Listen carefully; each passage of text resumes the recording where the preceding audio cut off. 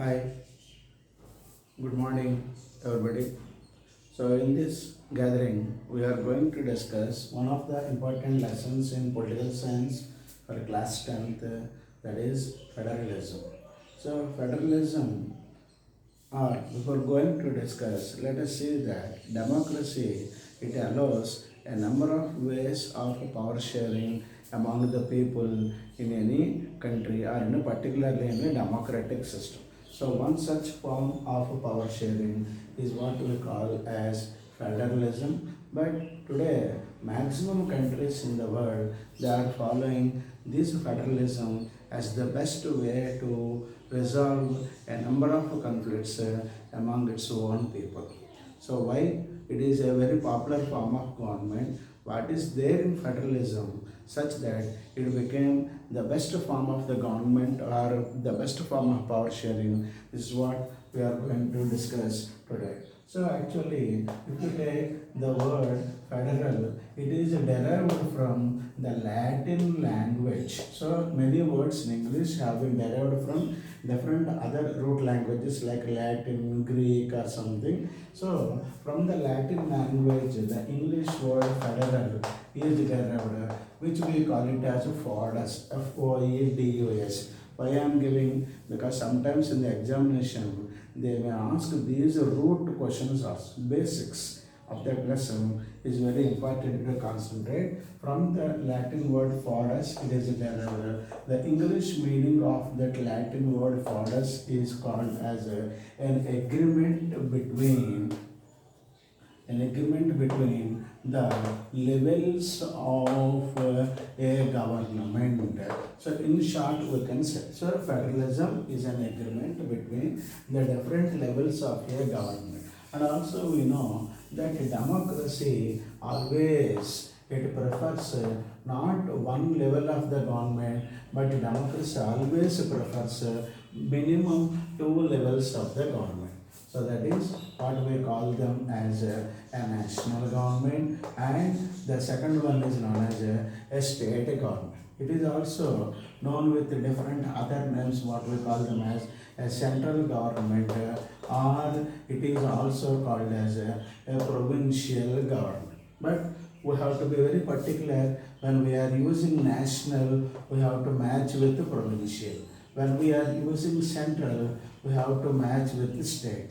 Never write national, state, central and provincial. So these terms are very, very important. So democracy, it always prefers. So it is unlike the non-democracies.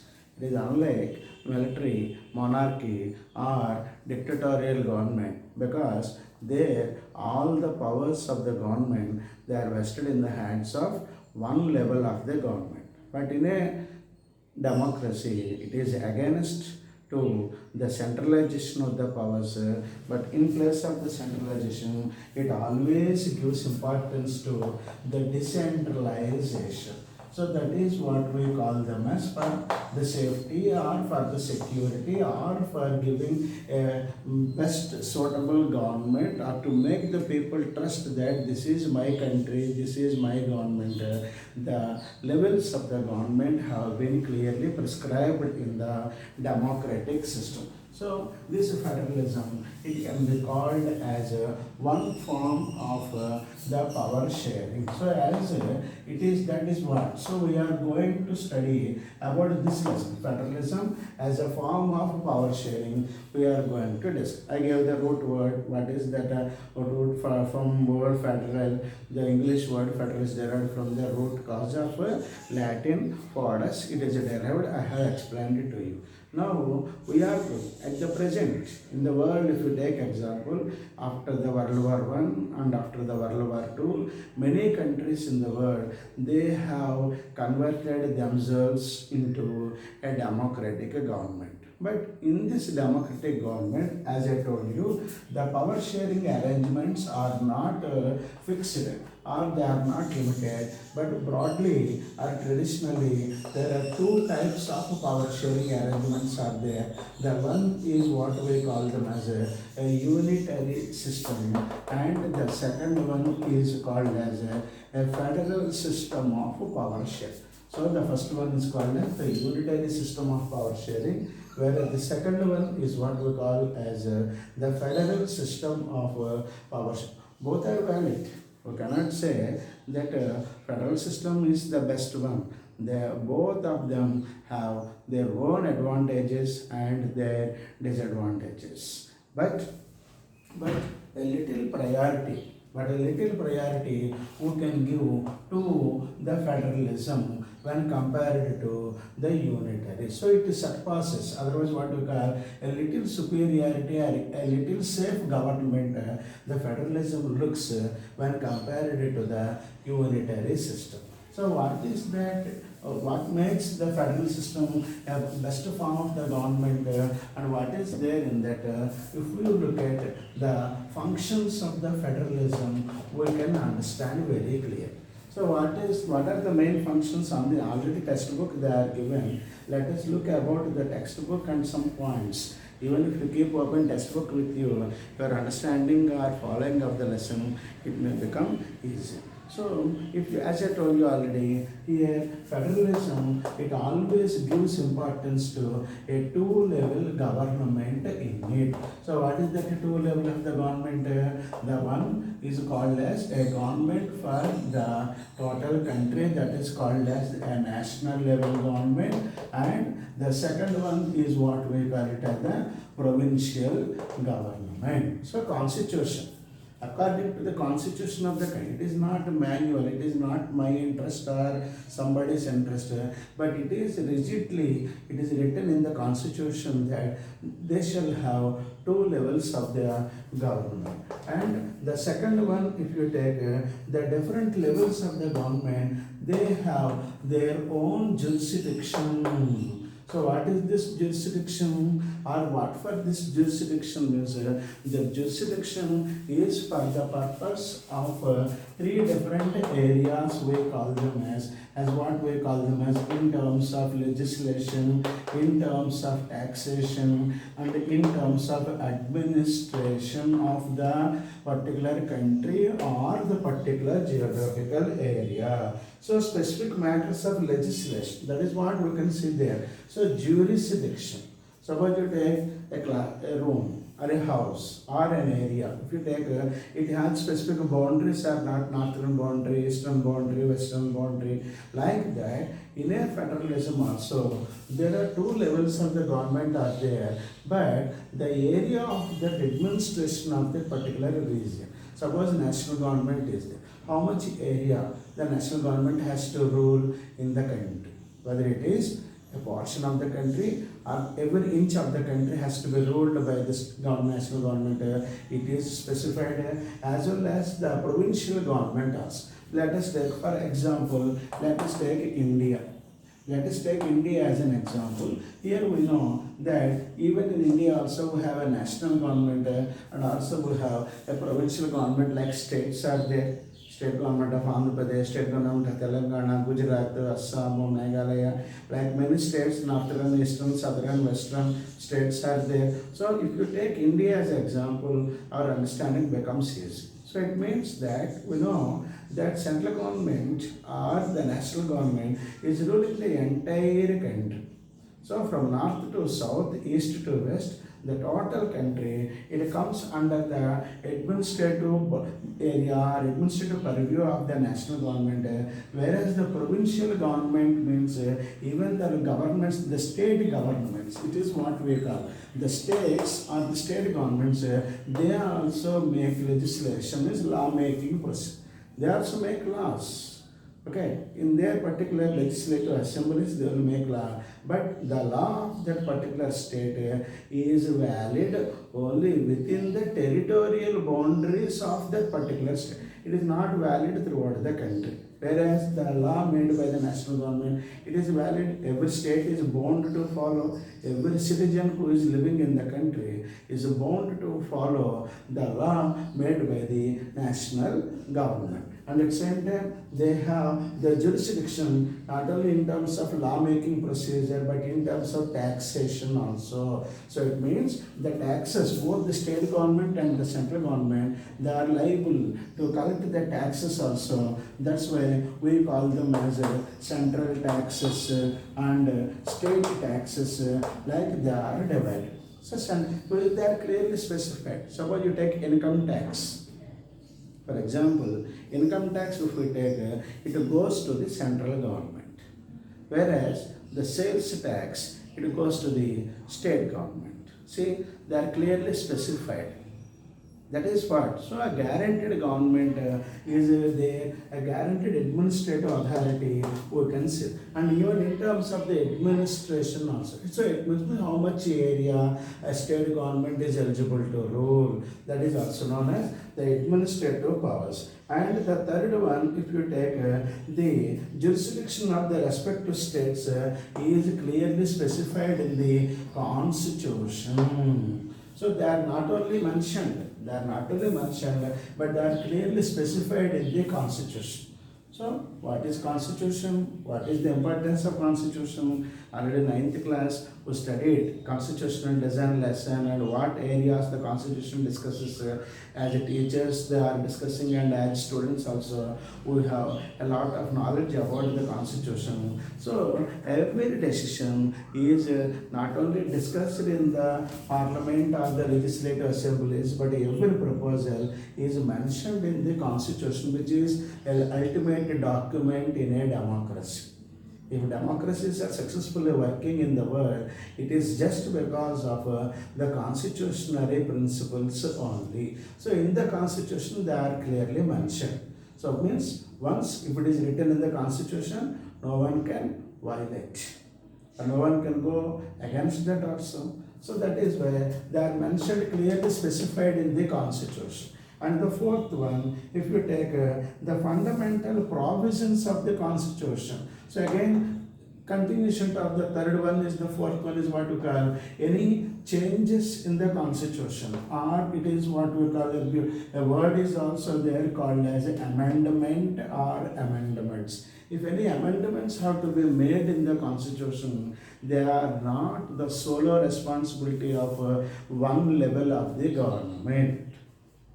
This is, we have to remember very well, because the fundamental provisions of the constitution, whichever ideals or whichever goals, whichever objectives were mentioned in the constitution, as and when they neither the central government nor the state government can make changes.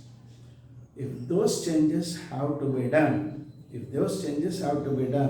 or if any articles in the constitution have to be rewritten, or if anything have to be added or excluded or included, inclusion of any new ideals, the permission of the state governments and the national governments is very, very important. Because in a democracy, we know that there is not only a central government, but there are a number of state governments also. State governments are free at their liberty, they can rule the people, but there is only one constitution for the entire country. Maybe it is America, or maybe it is Canada, maybe it is India. Any country if you take, these are all democratic countries only. But the constitution is one and the same. There is no separate constitution for states or the center. So, if the constitution was prepared, we know, suppose if we take Indian constitution, it was prepared around 1948 to 1915, between those years. Now we are in 2024, means roughly 78 to 80 years have been completed.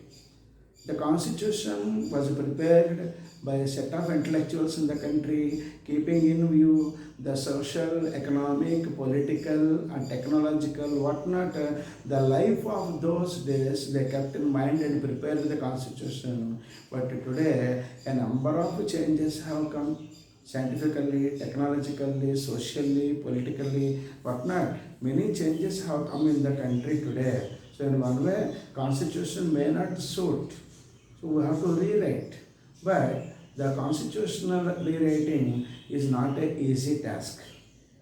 So it has to be. So that is why the constitutional objectives will be kept like that only, because they were designed by keeping in view the freedom fighters of the country, their goals, their objectives, their aspirations, their aims. By reflecting them, the constitution of the country would be written. Maybe it is our country or any other country. So fundamentally we cannot cancel the constitution, but time to time we can bring changes there. But those changes, as technically it is called as amendments to the constitution. But regarding these amendments, the federal governments, they have a little security. Federal governments have a little security, a little safety in terms of this federal government, because if any changes have to be made in the constitution, that is what we call amendments. If any amendments have to be brought to be made in the constitution, compulsorily the permission from the states, that is what we call at least 1/6 of the states or 1/6 of the provincial governments have to give their positive approval. 1/6 of the total states in that particular country, at least 1/6 of the states, if they give their positive approval, then only the amendments would be made in the constitution. Means central government cannot act like a monarch.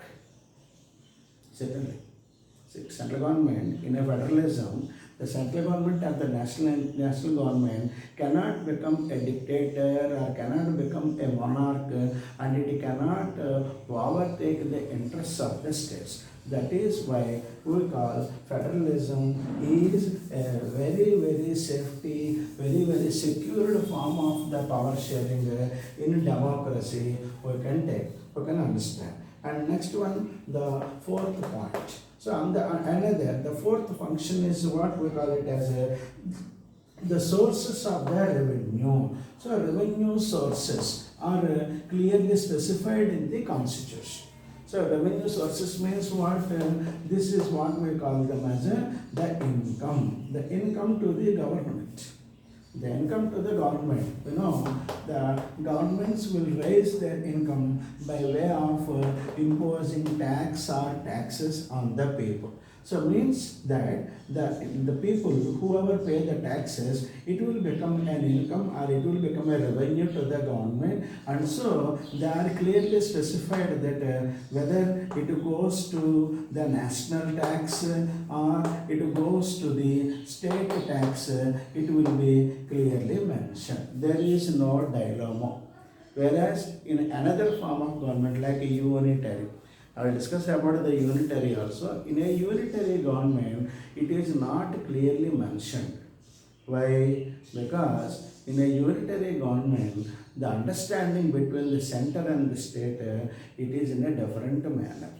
So when I raise that unitary system, unitary form of government, then we will understand the sources of the government are clearly mentioned, and they enjoy autonomy in terms of imposing the tax. The states means not only the national government,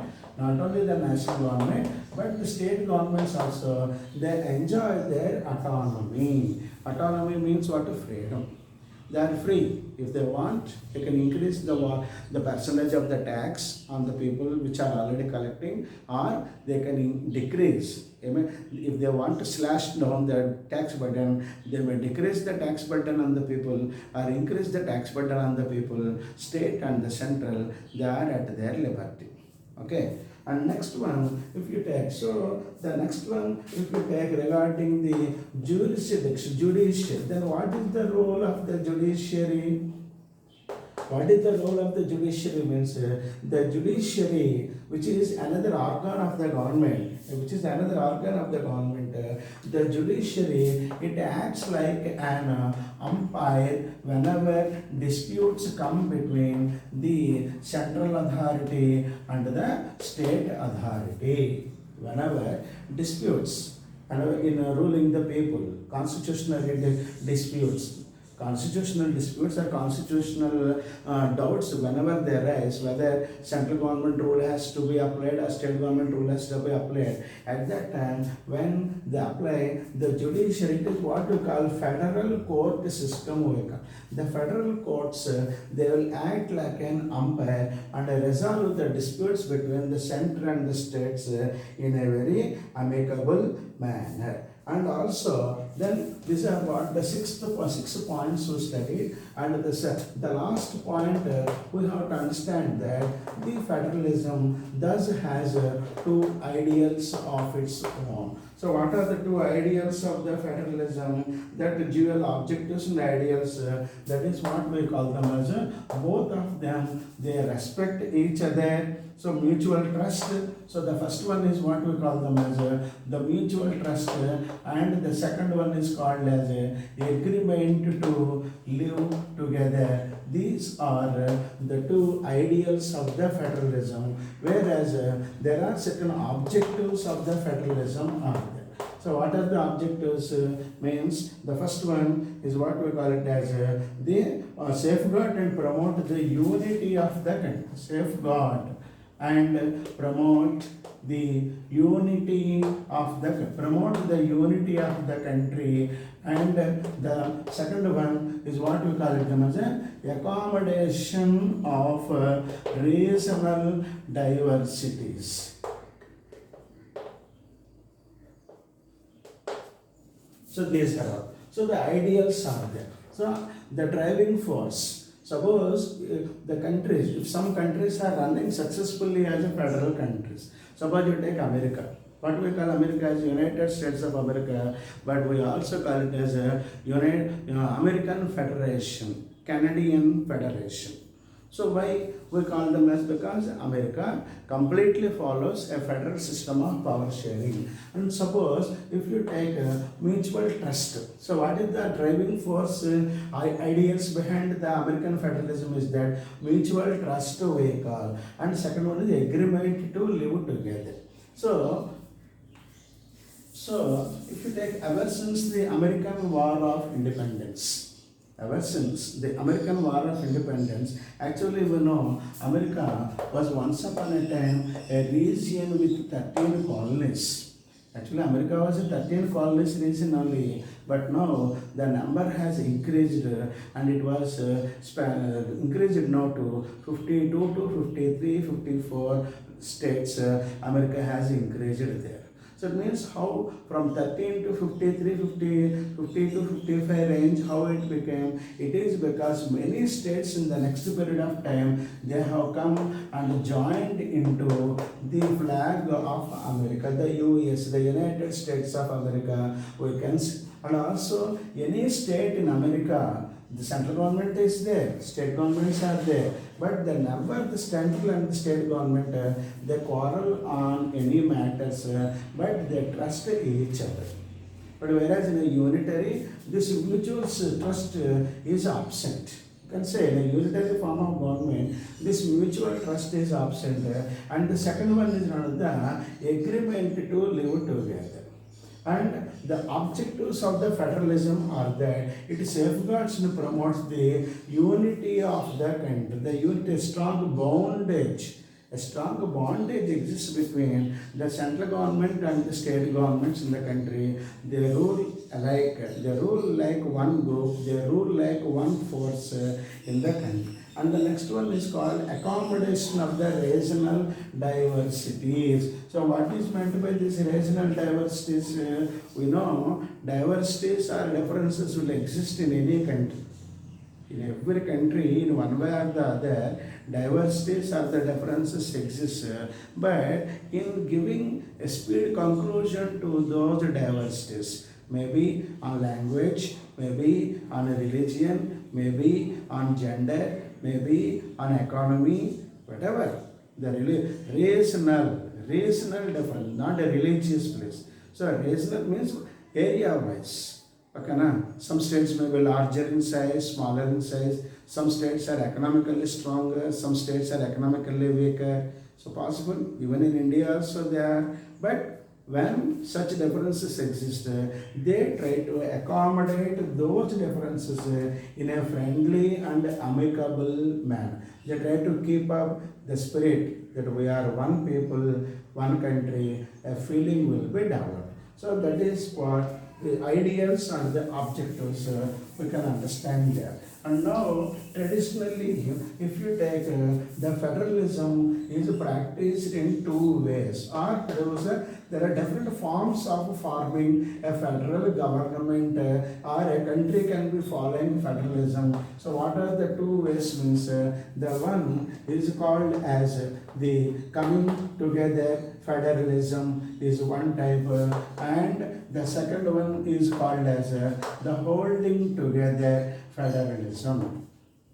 So this is what we have to understand. So democracy is not a book of rigid rules. Democracy is giving as much freedom to the people, so they can follow. So democracy, according to the traditions or practices, if you see, again, any country which is a democratic country, they choose to follow, and whichever democratic country choose to follow federalism, again they are free to follow the coming together federalism or holding together federalism. Any one of the choice they can make there. So coming to this coming together federalism is.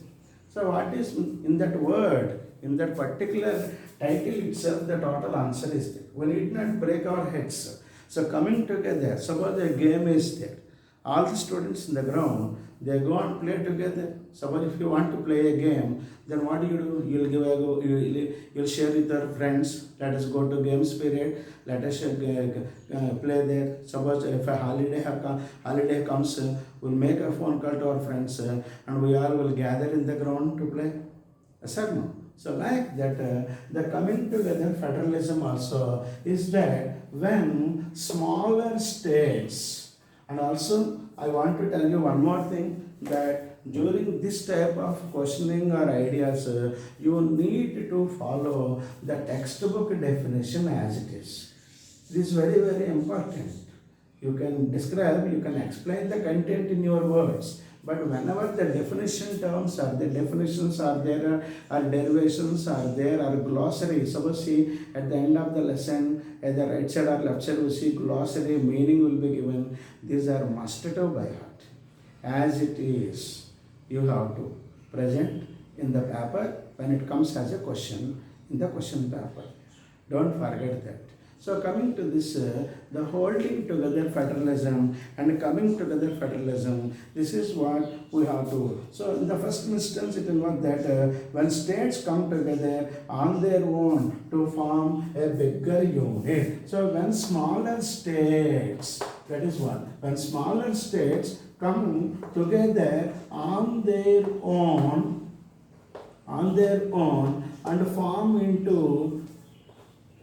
and form into a bigger union or bigger country or bigger nation, it is what we call as a coming together federalism. So in that meaning itself it is given there, identity. So together on their want to form a bigger unit. So by pooling, and how do they come? First let us understand the definition here. When smaller states, in a geographical area, the countries which are far to one another, they cannot form into a large country.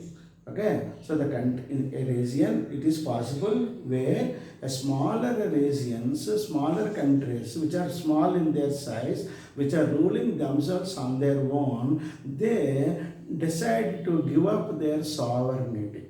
And also there is a rule, there is a condition that they have to give up their sovereignty. So what is sovereignty? Self-rule. Sovereignty is nothing but self-rule we call. So they have to give up their sovereignty and they must be ready to join with a bigger country which is nearby to them. It is. So it is by pooling their sovereignty and retain identity, they can increase their security. Again, already I have given the objectives in the previous session. I have given the objectives of the federalism. I have given the goals of the federalism.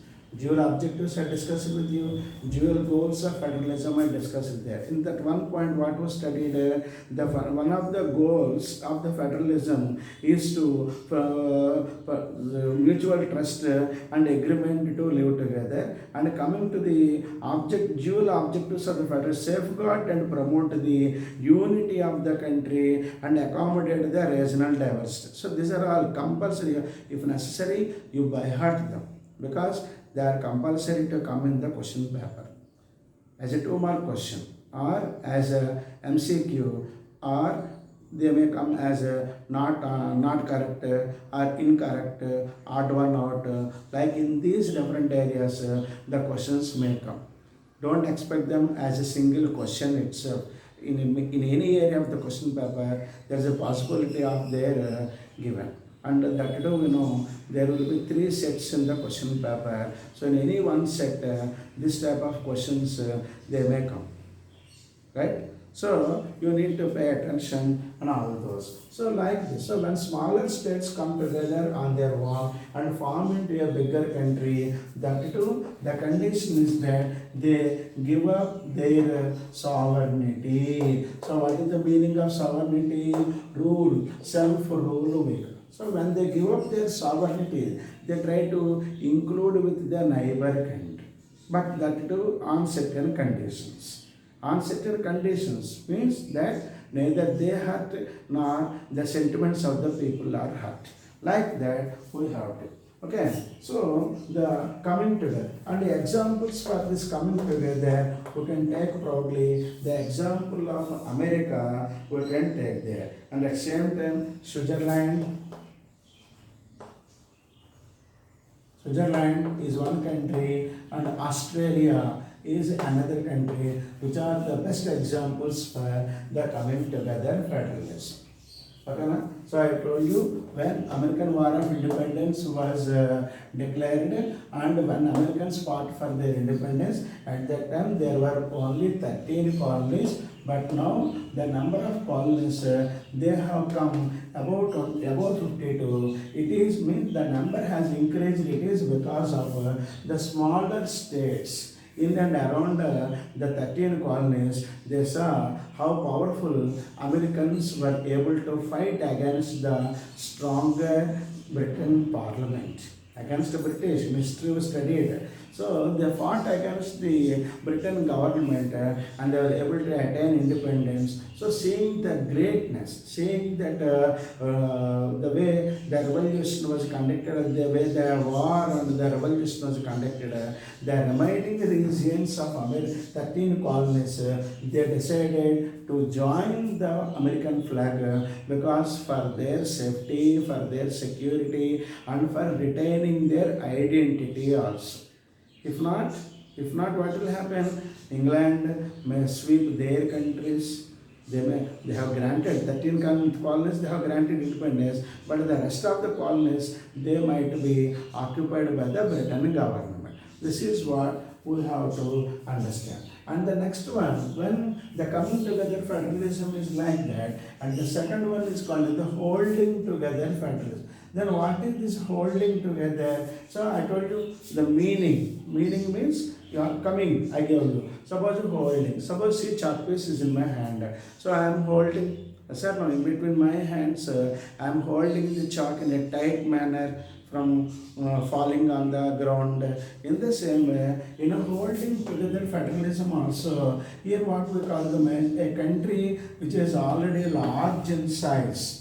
A country which is already large in size, it will invite its neighbor smaller regions. Let us call them that these smaller regions as individual or smaller countries. Let us take like here.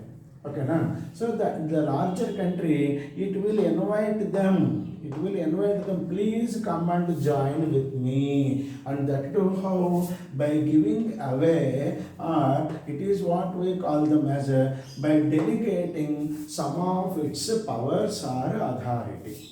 In a holding together federalism, suppose if you take textbook, if you take example, it is given that a large country decides to divide its powers between the states and the national government. So in another term, it is what you call delegation. So they will delegate. Delegate means what? Give away.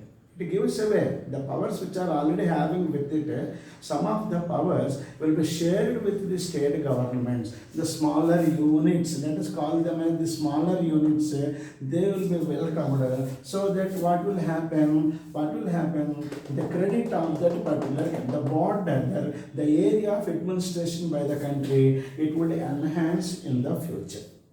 It would enhance or it will increase in this way it tries to become the largest country in terms of its power, in terms of its territory, we can see there.